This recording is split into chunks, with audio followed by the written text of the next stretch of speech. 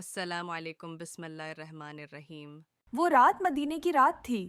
ہوا میں سکون تھا، چاند اپنی روشنی بکھیر رہا تھا۔ مسجد نبوی کے میناروں سے فجر سے پہلے کی ہلکی سی اذان کی آواز گونج رہی تھی، مگر ایک گھر میں ابھی چراغ جل رہا تھا۔ وہ حضرت علی کا گھر تھا۔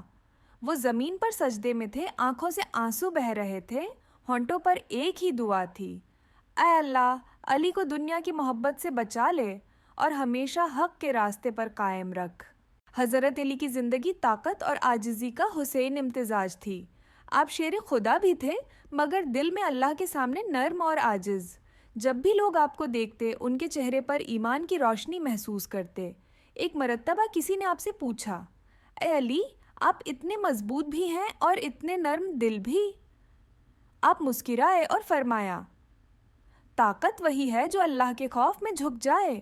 آپ کا علم بے مثال تھا۔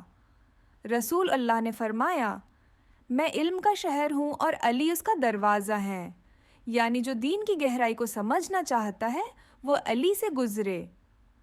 آپ قرآن کے ہر حکم کو زندگی میں لاگو کرتے، چاہے اپنے خلاف ہی کیوں نہ ہو۔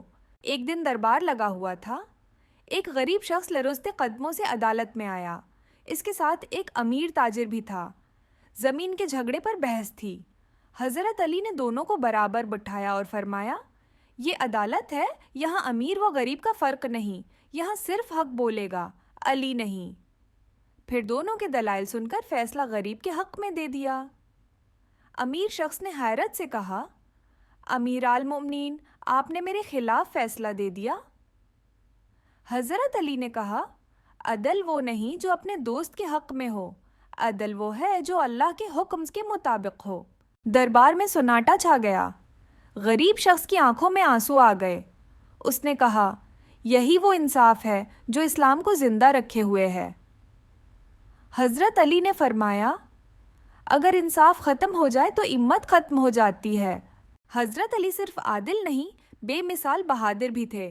جنگی خیبر کا منظر یاد کیجئے، قلعہ مضبوط، دروازہ بھاری، دشمن ہزاروں میں، مسلمان تھک چکے تھے۔ رسول اللہ نے فرمایا: میں کل جھنڈا ایسے شخص کو دوں گا جو اللہ اور اس کے رسول سے محبت کرتا ہے اور اللہ اور اس کا رسول اس سے محبت کرتے ہیں۔ سب نے دل میں چاہا کہ یہ اعزاز انہیں ملے۔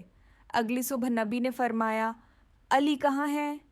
عرض کیا گیا: ان کی آنکھوں میں تکلیف ہے یا رسول اللہ؟ آپ نے اپنا لعاب مبارک حضرت علی کی آنکھوں میں لگایا اور فوراً شفا ہو گئی۔ علی نے جھنڈا لیا اور قلعے کی طرف بڑھے۔ دشمن تیر برسا رہے تھے، مگر علی کے قدم نہیں رکے۔ آپ نے نعرہ لگایا: اللہ اکبر، میں علی ہوں، شیر خدا، میں حق کے لیے لڑتا ہوں، ظلم کے لیے نہیں۔ پھر قلعے کا دروازہ اپنے بازوؤں سے اکھاڑ کر زمین پر پھینکا۔ اسلام کا جھنڈا بلند ہوا، خیبر فتح ہوا، اور نبی نے فرمایا: یہ وہ علی ہے جس سے اللہ اور اس کا رسول محبت کرتے ہیں۔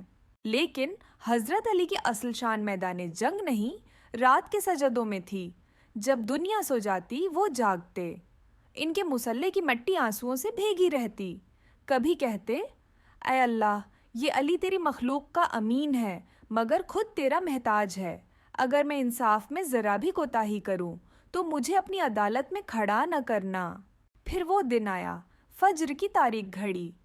آپ مسجد کوفہ جا رہے تھے۔ آسمان پر ہلکی ہوا تھی، دروازے پر ایک شخص چھپا بیٹھا تھا۔ آپ مسجد میں داخل ہوئے، سجدے میں گئے، اور اسی لمحے تلوار چمکی۔ وہی لمحہ تھا جب علی کی آواز گونجی: رب کعبہ کی قسم، میں کامیاب ہو گیا۔ خبر پھیلی تو پورا کوفہ رو پڑا۔ لوگ کہنے لگے: آج علم کا دروازہ بند ہو گیا، آج انصاف زمین سے اٹھ گیا، آج بہادری خاموش ہو گئی۔ مگر دراصل حضرت علی ختم نہیں ہوئے، وہ ہمیشہ کے لیے زندہ ہو گئے، اپنے کردار، اپنے عدل اور اپنے ایمان میں۔